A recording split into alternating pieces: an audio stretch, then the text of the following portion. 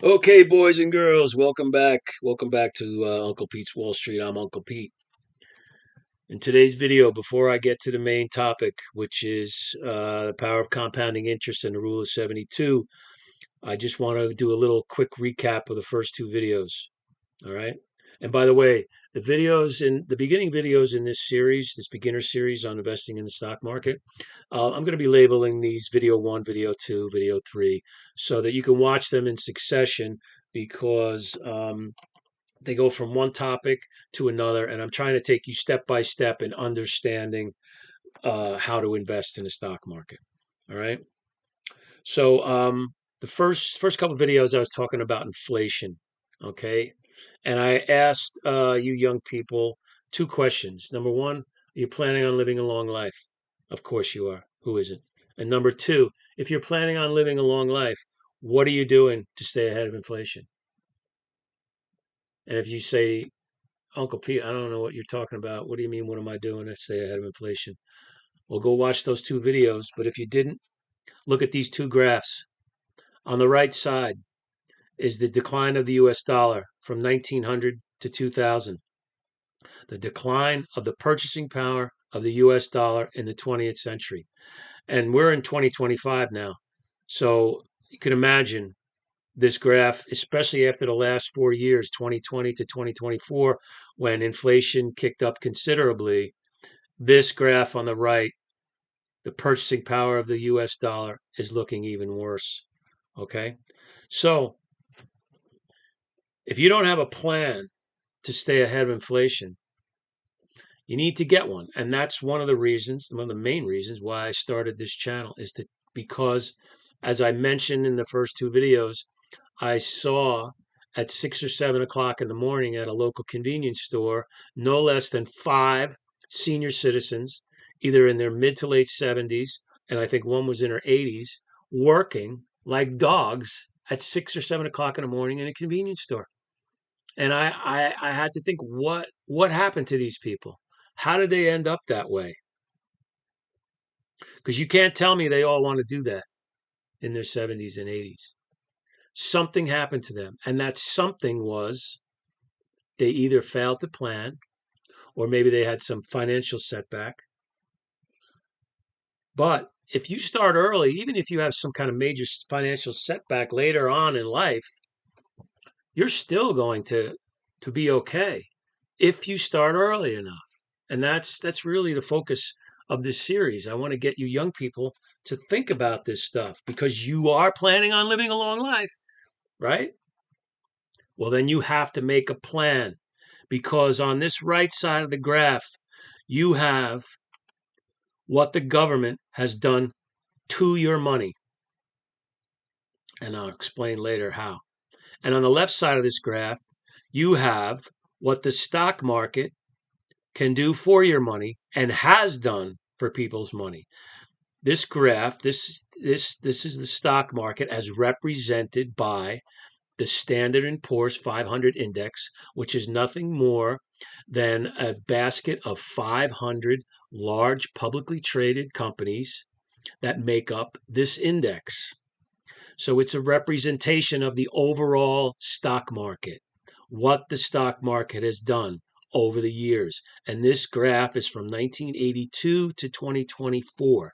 And keep in mind, contained in all this, you see this slow rise over time, right?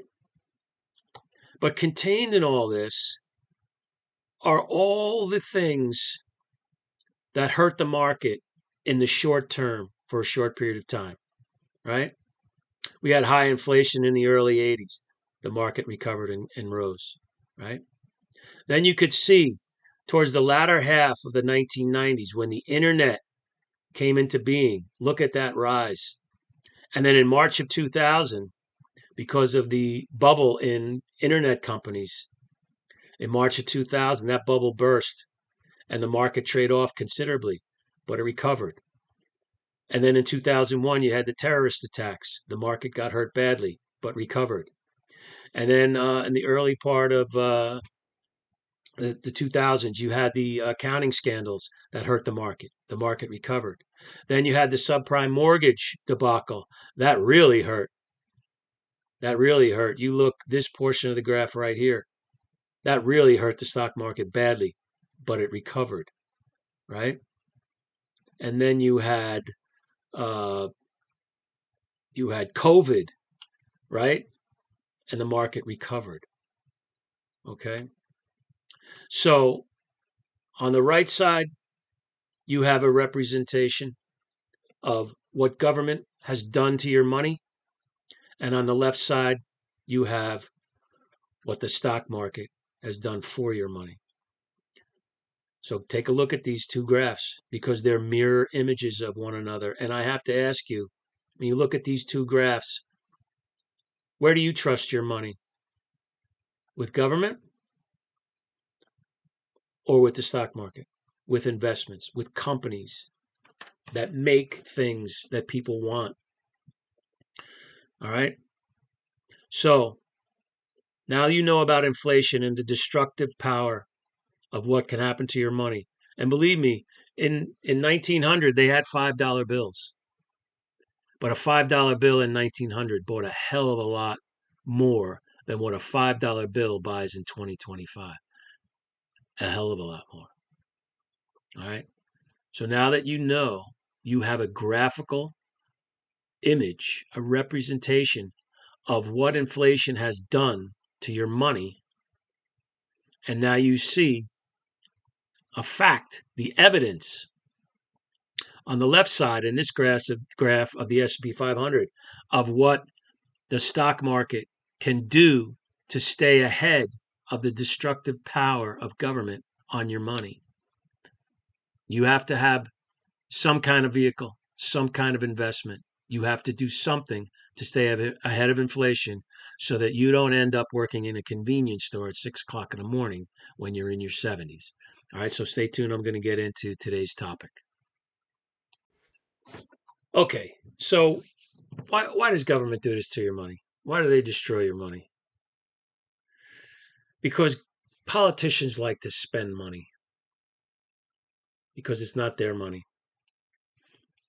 And what they do is they all have these projects that they want to spend money on so that they can go back to their states, they can go back to their districts.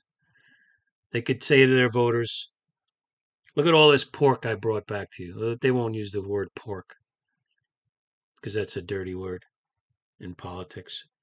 They'll say, look what I've done for you. Don't forget to vote for me next time. I brought all this great economic activity, all this money I brought back to you, right? But all those projects are based mostly on politics, not on economics, right? So what they don't tell their constituents is that all this spending has to be paid for. And the government doesn't have any money. We have money. We, the people, have a lot of money. And a whole lot of people in government, they work 24/7 trying to figure out how they can get our money, as much of our money as possible, without causing a revolution. It's a balancing act, right? So they have to pay for all this spending, but they have no money. So where does the government get money? Well, they get money a couple of ways. And I'm sure in recent days, uh, in 2025, you heard about tariffs. Okay. Um, that's one way governments get money. Another way is to tax us, right? That's not fun. But they know they can't tax us too much because if they tax us too much, these politicians might end up losing their jobs or worse, causing that revolution. They issue bonds, which is nothing more than debt, right? They create bonds out of thin air and they sell them on the open market, and people buy these bonds, companies buy bonds, and foreign governments buy our bonds, right? And they have to pay. We have to pay interest on that. You have to, if you're borrowing money from people and companies and other governments, you have to pay them interest. They're not going to just loan the U.S. government money out of the goodness of their heart. They want to get paid interest, and they want their principal back when the bonds mature. Okay, so that's debt, right? That's creating debt out of thin air. But the main way that these politicians create money or get money to pay for their spending is they print money. And you could see in the graph on the right, this is what happens. This is what government does to your money when they print too much of it. They destroy the purchasing power of your money.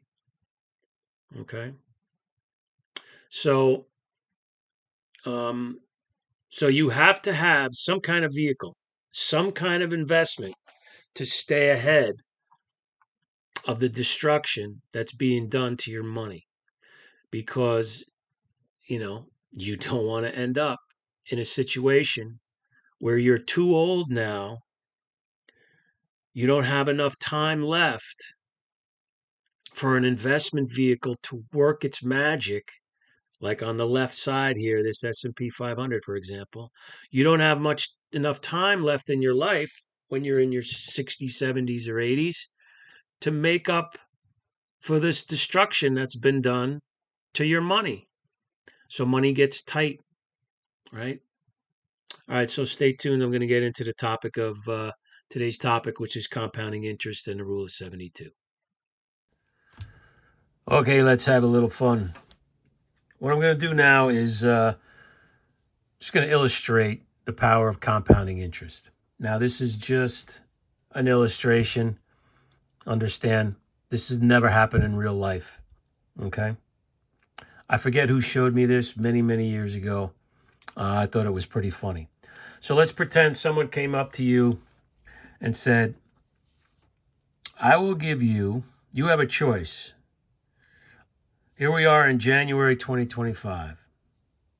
Someone says, you can have on January 31st $1 million, or I can give you a one-time payment on January 1st of 1 penny compounded at 100% daily until January 31st. Now, of course, most people would say, oh, I'll take the $1 million. So let's run this out and see what happens. So let's say if you decided, nah, screw the million, I'll take my chances. Give me 1 penny, a one-time payment of 1 penny on January 1st, compounded 100% for 31 days. Let's see what we get. Everything doubles every day, right? You're getting 100% on your money. This is not realistic. This is just for illustration purposes only, right?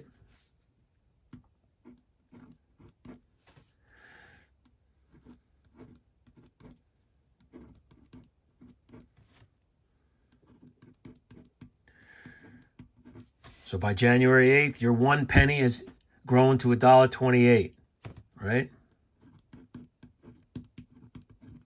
$2.56, $5.12, $10.24 on the 12th, $20.48, $40.96 on the 14th, $81.92 on the 15th,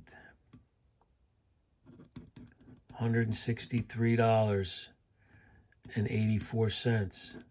So we're halfway to the end of the month, and all we have is $163. Maybe we should have taken that $1 million. All right, well, let's continue. Let's see. 327.68. On the 17th, your penny has grown to $655.36. On the 18th, $1,310.72. On the 19th, $2,621.44. On the 20th, $5,242.88. On the 21st, $10,485.76. On the 22nd, $20,971.52. On the 23rd, we have $41,943.04. On the 24th, you have $83,886.08. We're 1 week away, and all we have is $83,886. Can we get to $1 million? Or was taking the $1 million the better deal? On the 25th, $167,772.16. On the 26th, $335,544.32. On the 27th, now we're looking at something really cool. $671,888.64.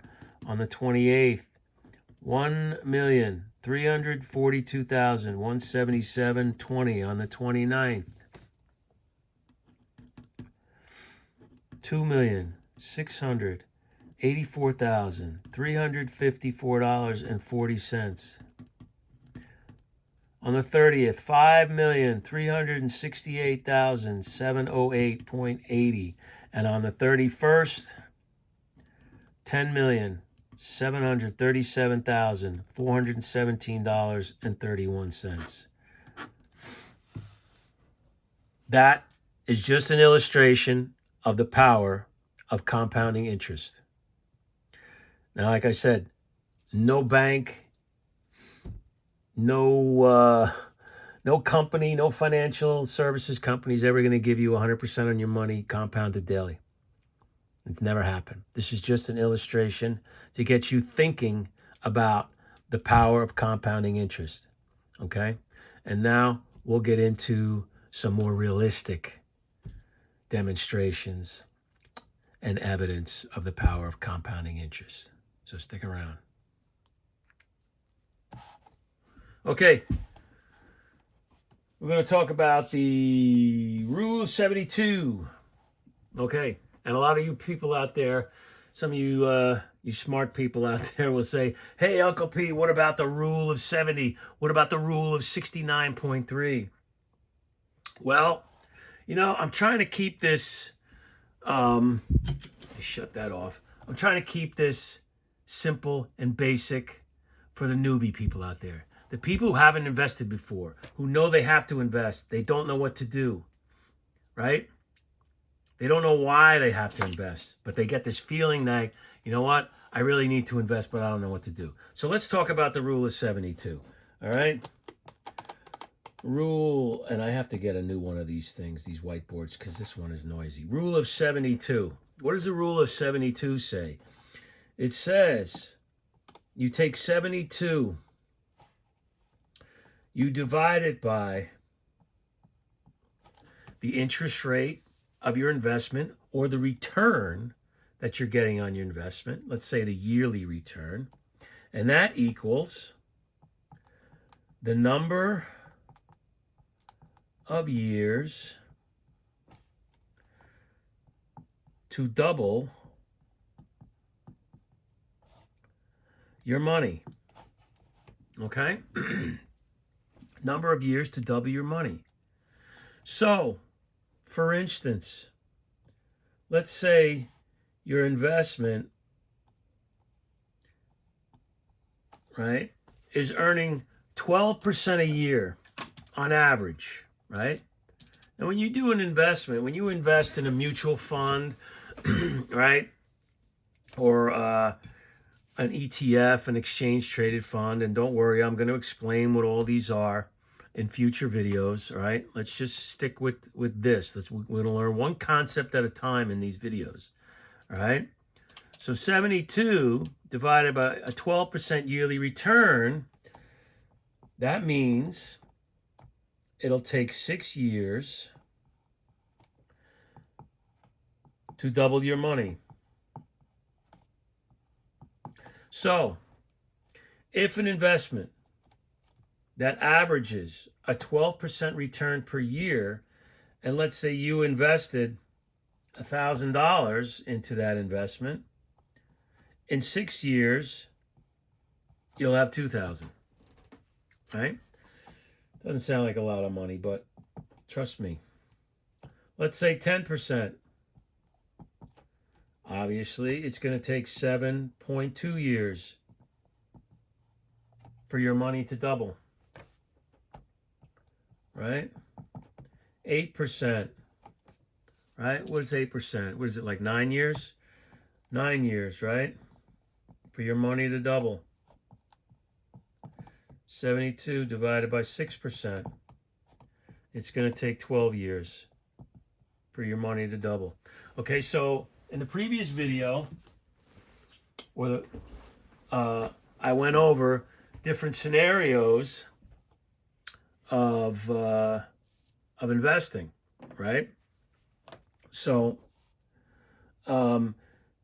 really, what I want to say here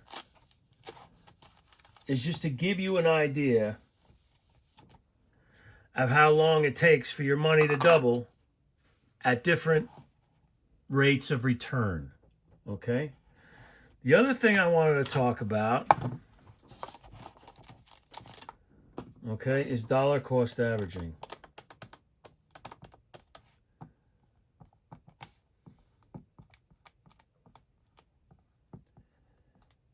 Dollar cost averaging. Okay? And what dollar cost averaging is, it's the practice of investing a fixed amount of money at regular intervals, regardless of the current market conditions, meaning regardless of what the stock is trading at, what the mutual fund is trading at, what the exchange traded fund is trading at. You invest the same amount of money at the same, maybe once a month, right?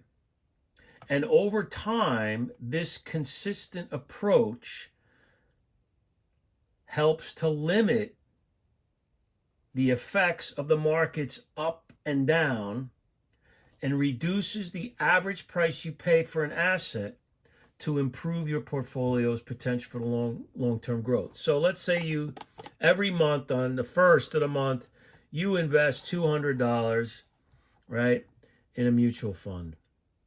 Let's say, so for the past 30, 35 years, I've invested in the Vanguard S&P 500 fund. And I think the other day, we're in January, late January 2025, I think it was trading at $563. So if you invest $200 in this fund, it's trading at $563, you're going to get 0.35524 shares. All right. And then the next month, you invest $200 again in the same thing.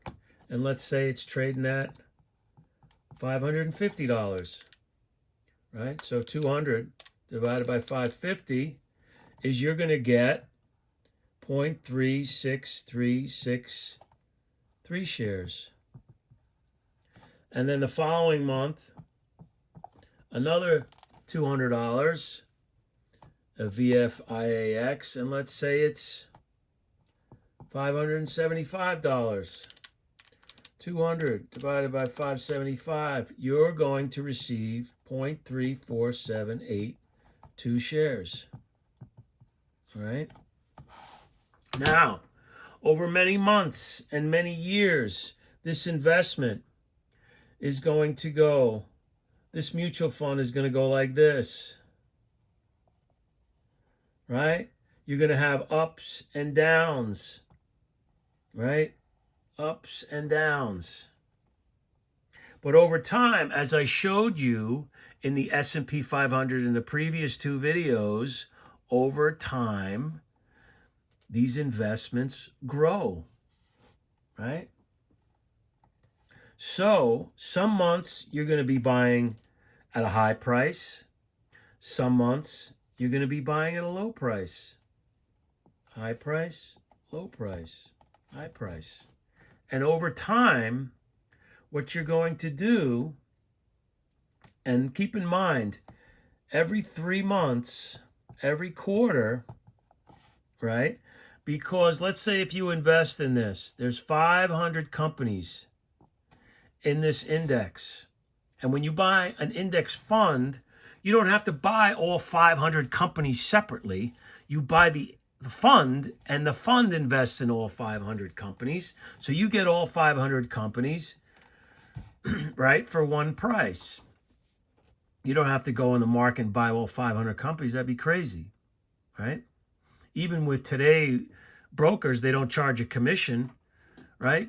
You don't want to have all these 500 companies. You buy one index, right? And you buy that. So every 3 months, there are a whole bunch of companies of these 500 companies.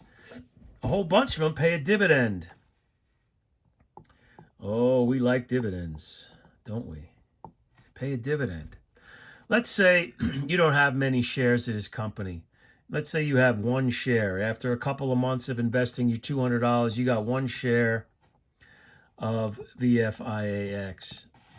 And the quarter comes around. Let's just say, right, that it pays you a $50 dividend, right? Do you have to put your money into that? No. These companies pay you the dividend. It comes to the fund, and the mutual fund divvies that dividend up to you based on how many shares of the fund you own. So let's say you get $50. You get a $50 dividend, and the fund is now trading at $5.65, right? Oops. Let's say it's trading at $5.65. You get a $50 dividend. $50 divided by 565. That means you're going to be given 0.08849 shares, right? And I tell you to please reinvest all dividends when you're young, right? You want to reinvest your dividends. Keep putting it back into the account, right? So they keep buying more shares. And what that does, because you're getting these free shares over long periods of time, it reduces your average cost basis per share, right? Why is that important, right? Because I have to take care of some of this. So let me get rid of some of this here. So because your average cost basis per share is going down because of dollar cost averaging and reinvesting dividends, right? When over long periods of time, many months, many years, let's say there's the market corrects and it sells off, and now this fund is selling for $525. You had a big correction, right? But over time, because you're dollar cost averaging and reinvesting dividends, your cost basis might be $485. So even though we had this big correction from $575 down to $525, because you've been reinvesting dividends and dollar cost averaging, your average cost basis per share might only be $485. So you're saying, the hell, I'm still ahead. And believe me, the longer you do this, the lower your cost basis goes. It goes down and down and down over time, the longer you do this. So when the market corrects, and it will correct, trust me, it will correct, right? Right? If you're going to put new money in, As soon as you put new money in, the market corrects. Happened to me so many times, right? That's just the way it is. But when the market corrects from 575 down to 525, your $200, right, is now going to buy more shares because the price is lower. 200 divided by 525. Now you're going to get 0.38095 shares, right? So what happens is when the market corrects and your cost basis is still lower than the price after the correction, you're going to say, oh, wow, I'm still in the green. I still have a profit. Maybe you won't get scared out of the market like so many people. Okay? All right. Lastly, that's pretty much it. That's it. That's what I wanted to talk about. I wanted to talk about Rule of 72, dollar cost averaging, and reinvesting all dividends. All right? So make sure you reinvest in dividends. They're very easy to do to reinvest dividends. How do you reinvest dividends? And you're saying, I don't even know how to open up a brokerage account. Don't worry about it. I'm going to show you in other videos how to open up a brokerage account. But when you finally open up a brokerage account, you tell your broker, right? Reinvest my dividends. Reinvest the dividends in the same investment that I'm buying every month, right? And your broker will do that. And then when you get to be, however, I don't know, when you retire, 57, like me, 60, 62, right? And you don't want to reinvest the dividends. Now you want money to live off. You want money to enjoy. So you call your broker and you say, stop reinvesting dividends. Send me the check.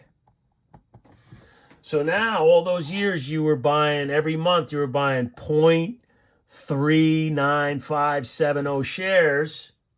And now 40 years later, you have, after all of that, buying and reinvesting dividends, you might have 500 shares, right? And if they're paying a 50-cent quarterly dividend, right, or how much they're paying, you might get $250 every quarter. You tell your broker, give me that money, send me a check. Stop reinvesting. I want that $250. Believe me. Depending on how much money you invest in this, you're going to get a lot more than $250 a quarter. Okay? I certainly do right now. All right?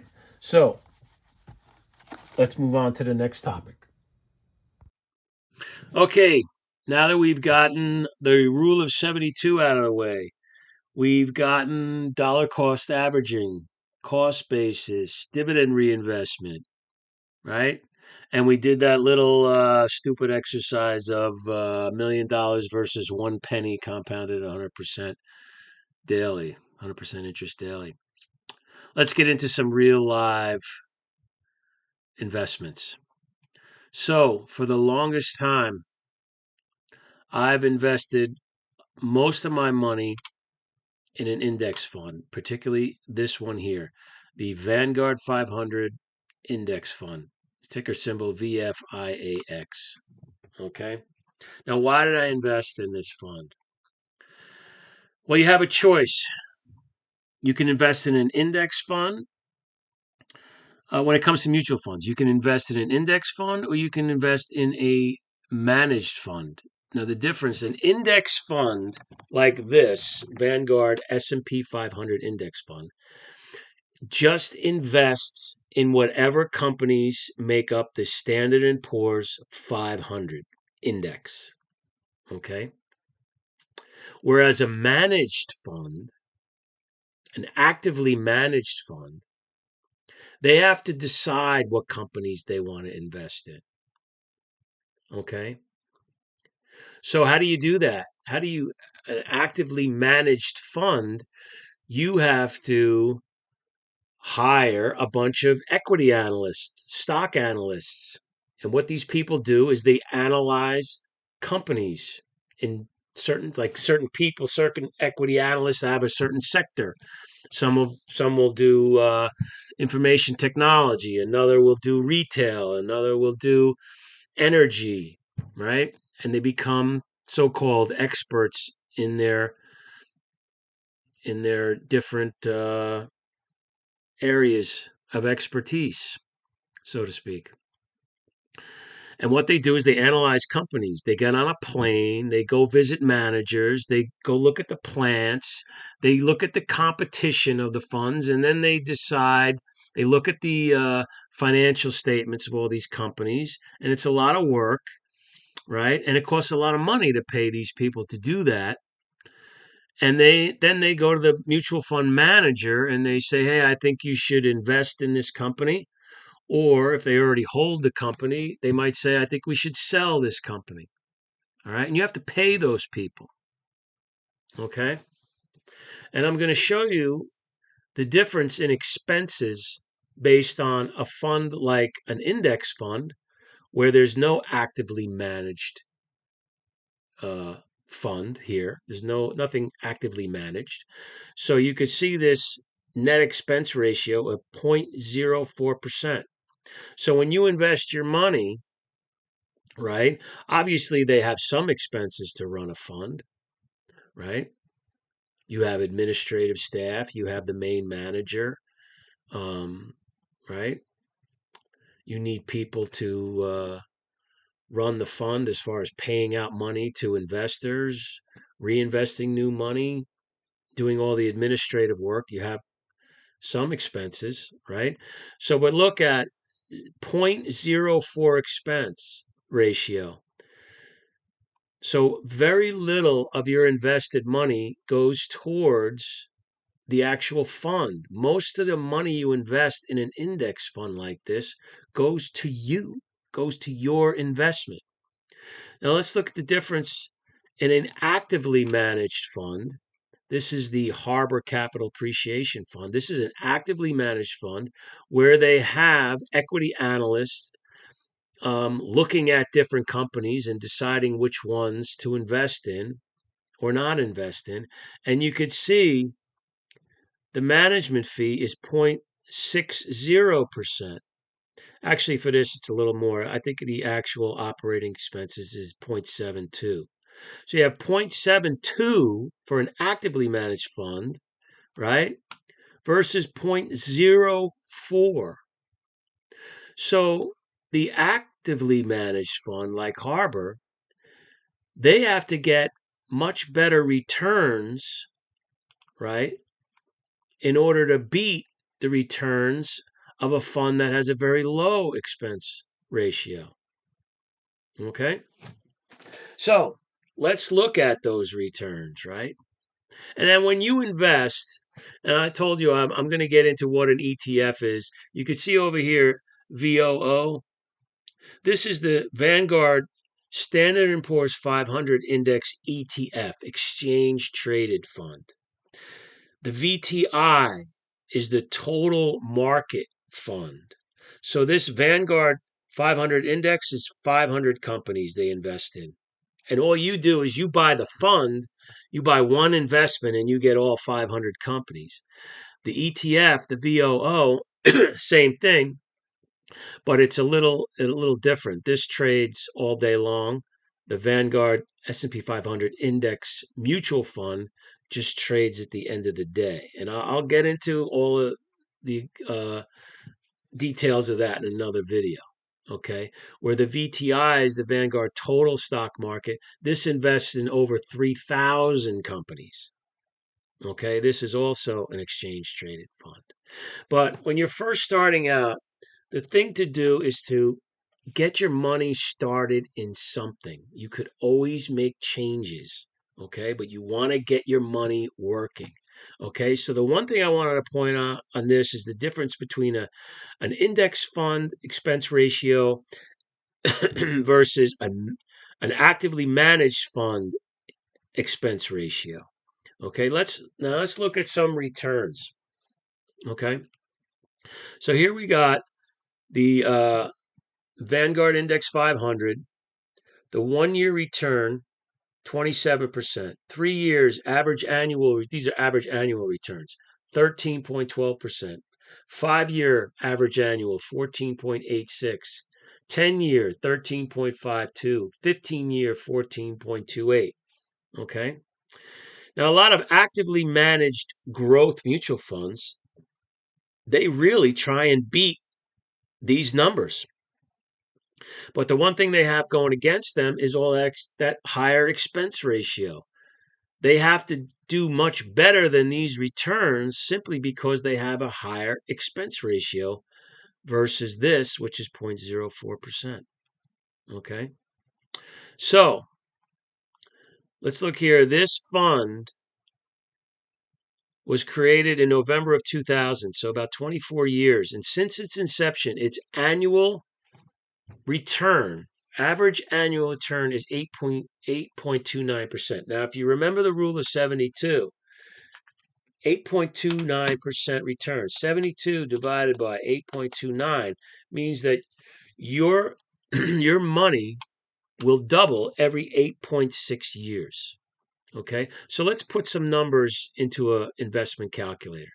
All right, so now this is Nerd Wallet, and most of these investments, these mutual fund investments, if you're going to invest in a an IRA, an individual retirement account, which is a tax advantaged account, and I'll explain all of these differences in another video. Usually, the investment I think for the Vanguard is $1,000 if it's going into an IRA, a retirement account. If it's just a regular account, I think the initial investment is 3,000. But let's say you got $1,000, you want to start investing in the Vanguard Index 500. So you put $1,000 in, right? Got 30 years to invest, right? The average annual return since inception is 8.29%, right? And you're putting in, let's say, 200 a month. So in 30 years, you'll have about $308,000, right? Now that's with $200 a month. You're only talking $2,400 a year. Really, if it's an IRA, I think if you're under 50, it might be $6,000 or $7,000. So really, you should be able to put in $7,000 annually. Now you're talking some real money here, $847,000 in 3 years. That's so if you start at 22 and by 52, you theoretically have $847,000. If you go to 40 years, you're talking almost $2 million at 8.29%. Okay. So you could see why I'm imploring you as as if you're a young person, get your money started, right? We're not talking about a lot of money here. You could say, "Wow, I don't I don't have all this money. I don't have $200 a month. I don't have $6,000, $7,000 a year." Yes, you do. I think you do.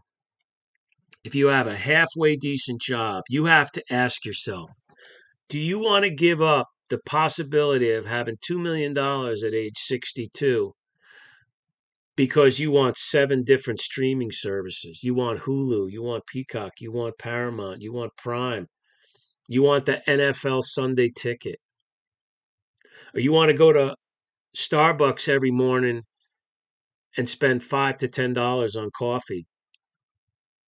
You're talking $200 a month just on coffee.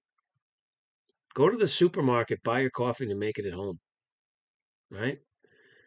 And if you're a young person, I know, right? You're hitting the bars, you're hitting the clubs every weekend.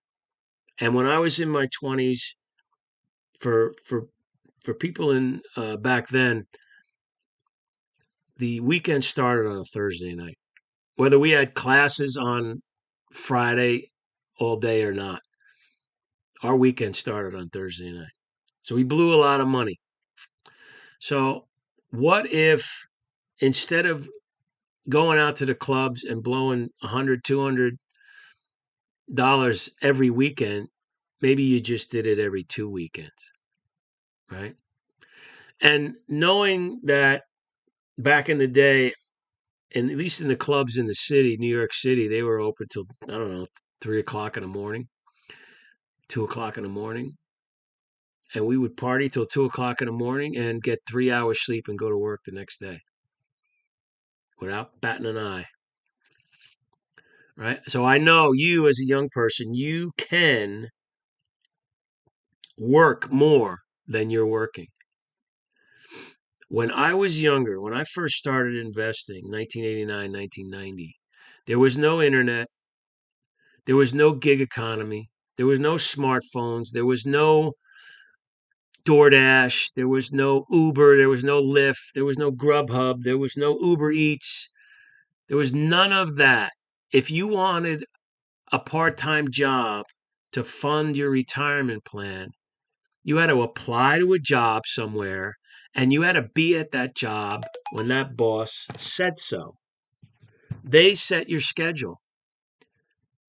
You're living in a time that humanity has been waiting for thousands of years.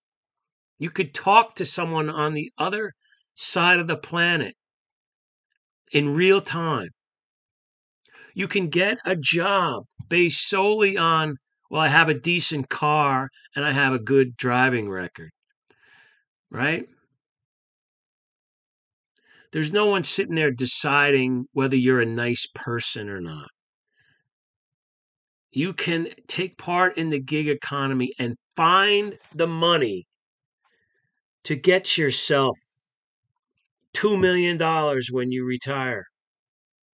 Right? If you go back to my first video where I talked about those 5 senior citizens in their 70s and 80s who were working at a convenience store at 6 or 7 o'clock in the morning. If you have this kind of dough, you're not working at any convenience store in your 70s. Right? Here, put another 10 years on this. $7,000 annually at 8.29% for 50 years. So now you're 72 and you got $4.5 million. Right? Do whatever is necessary to get this $7,000 a year into an investment account. What's $7,000 a month? $583 a month. You could make that in a week doing DoorDash. I know you can. Right? So, my advice to you, if you're going to sit here and tell me I don't have $7,000, the hell you don't. Look at your expenses, write them down. Are you ordering Burger King and Chick-fil-A and Taco Bell every night of the week? Go to the grocery store on a Saturday, buy your groceries for the week. Stop eating out. This is what you're giving up. It's not, oh, it's just $10 this week. It's $4.5 million in 50 years. It's $2 million in 40 years. It's not just $10 at Taco Bell this Saturday night because you're doing it every night. You're going to Starbucks every day. You got the NFL Sunday ticket.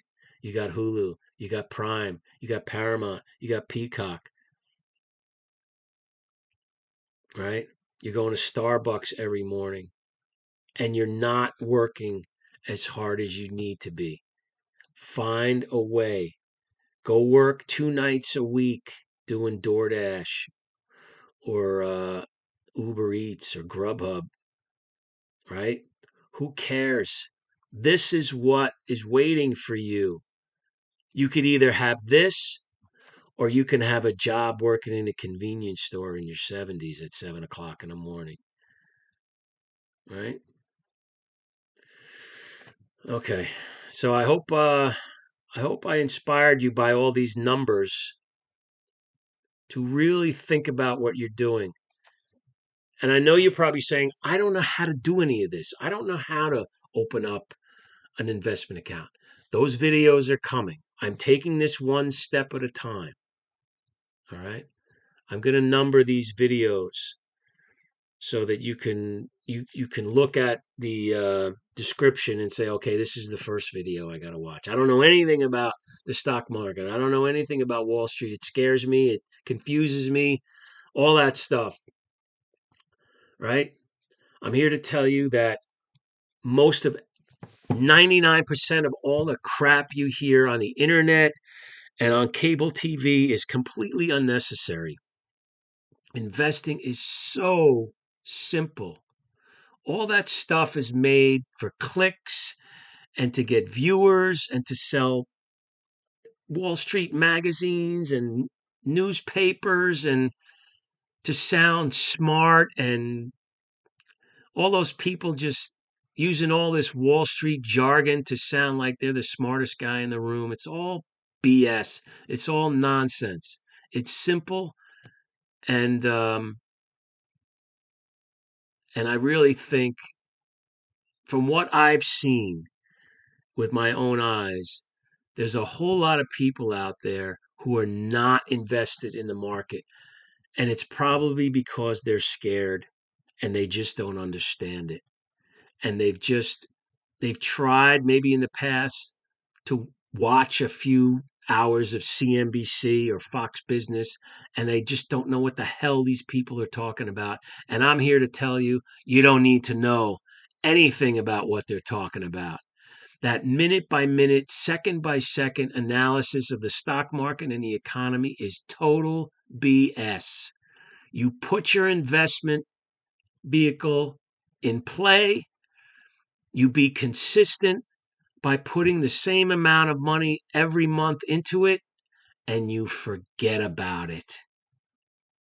You reinvest the dividends, right? You be consistent, and you don't get scared when the market decides to have a conniption fit. You let all the other people sell, and you just go in there and you either hold or you buy, right?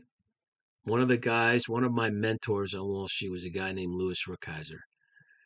And he said, when the going gets tough, go to the movies. When the market, look at the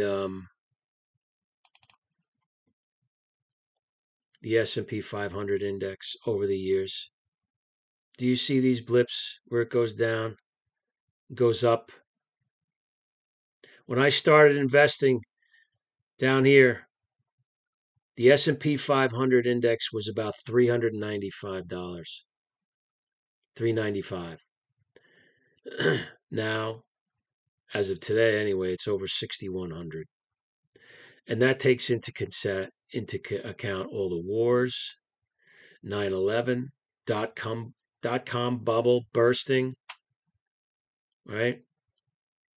The accounting scandals, the subprime mortgage debacle, COVID. In the long term, none of any of that stuff mattered.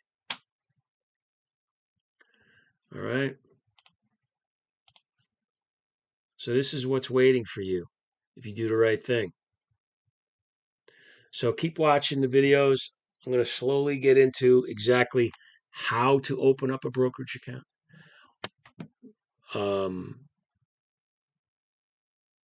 Give you some ideas of what to choose as an initial investment.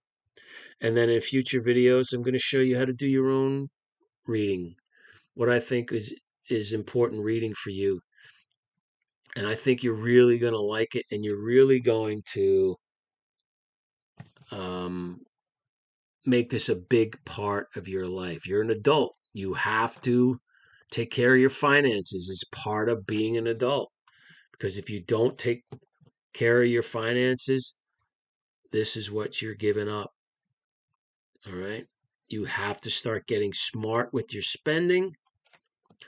Smart with your partying and smart with your investing.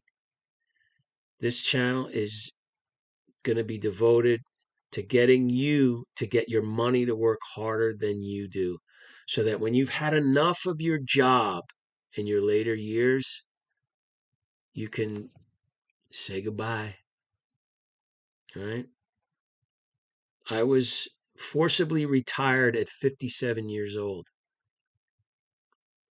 My company fired me and my boss when the stock market and certain things in the brokerage dealer business went a different way. When a couple of major broker dealers decided to go zero commissions, me and my boss were out. I was there 22 years. He was there, I think, 23 or 24 years. I was 57 years old, and I never really went back to work because I did this.